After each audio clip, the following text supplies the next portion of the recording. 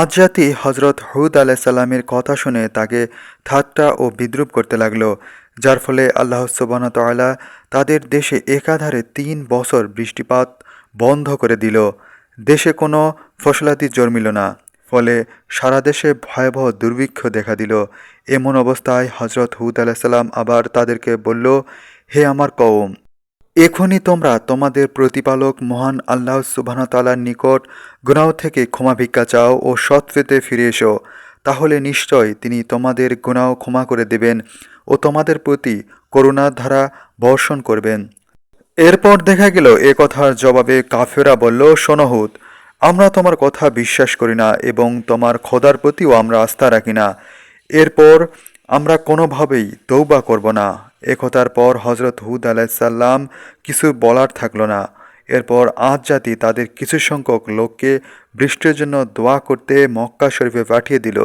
মক্কার ঘরে তখন বহু সংখ্যক দেবদেবীর মূর্তি স্থাপিত ছিল। তারা তখন ওইসব মূর্তির নিকটই নানা প্রকার দোয়া করল। মক্কাবাসীদের মধ্য প্রথম দলে 6 জন লোক ছিল। তাদের মধ্য 2 জন ছিল সত্য ধর্মে বিশ্বাসী। অবশ্য তারা তাদের সত্য ধর্মে বিশ্বাসের কথা একেবারে গোপন রেখেছিল। এ দলের পরে অপর যে দলটি মক্কায় গিয়েছিল, সে দলটিতে লোক ছিল 70,000। তারা সবাই ছিল বেঈমান। এ দলের নেতার নাম ছিল কিল। মজিদ উক্ত কিলকে বলল, তোমরা পানির জন্য দোয়া করতে এসেছো বটে, কিন্তু যতক্ষণ না তোমরা হুদ আলাইসাল্লাম ও খোদার প্রতি ঈমান আনবে ততক্ষণ পর্যন্ত তোমাদের দোয়া কোনোভাবেই আল্লাহ সুবহানাহু ওয়া তাআলা কবুল করবেন না। তার কথা শুনে সকলেই তাকে হজরত হুদ আলাইসাল্লামের অনুসারী মনে করে খুবই তিরস্কার করতে থাকলো। তখন মজিদ ও লকিম উভয়ে মিলে আল্লাহ সুবহানাহু ওয়া তাআলার দরবারে আরজ করল, হে মাবুদ, এরা কখনোই আপনার রহমতের প্রতি আস্থা আনবে না। আপনি দয়া করে আমাদের দোয়া কবুল করুন। আল্লাহর দরবার হতে আওয়াজ আসলো, তোমরা তোমার নিকট কি দোয়া করেছ? মসজিদ বলল, হে প্রভু, আমি যেন কোনোদিন অনাহারে না থাকি। আর লকিম বলল, হে প্রভু, আমি আমার আয়ু 3,000 পর্যন্ত দীর্ঘ করে দাও। আল্লাহর পক্ষ থেকে জবাব আসলো, তোমাদের উভয়ের দোয়া কবুল করা হলো।